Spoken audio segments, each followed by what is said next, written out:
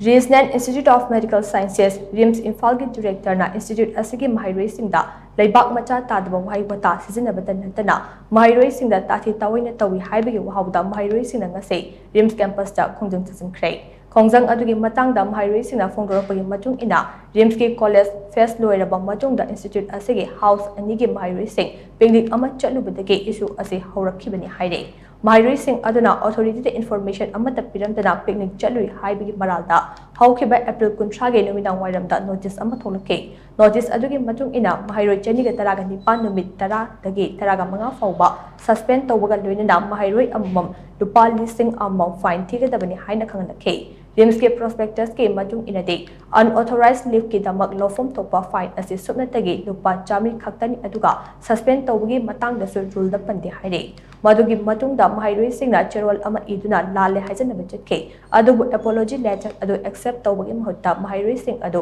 suspend tawrabani haina classroom amadi campus tagi tanthurake tha asigi anida house captain sing director office da kakotke amadi lepa later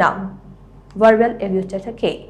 Director aduna maheiroi singda Leibak Macha Tadaba ibung manung punna taminaba yadaba wahei wata fawba sijinnaduna maheiroi singda chaike maheiroi singna lupa lising amagi fine adu thiduna suspension gi matam adu fawba tuminna leirabasu makha tana maheiroi singda otpa neba horake lemjaningai oiraba institution amagi luchingba amana asiguma thawong ama chatharapa haibase yamna laibak thibani hainasu maheiroi singna pendaba phongdonarukle On 5th May, we the executives were called upon on the director's office, and we went to there. And when we entered, they called us, "Beta, come in." And when we stand there, they started scolding us. The previous day, when we all went for the time when he called us, he told all the localites to go back home and the other students to lock us he told to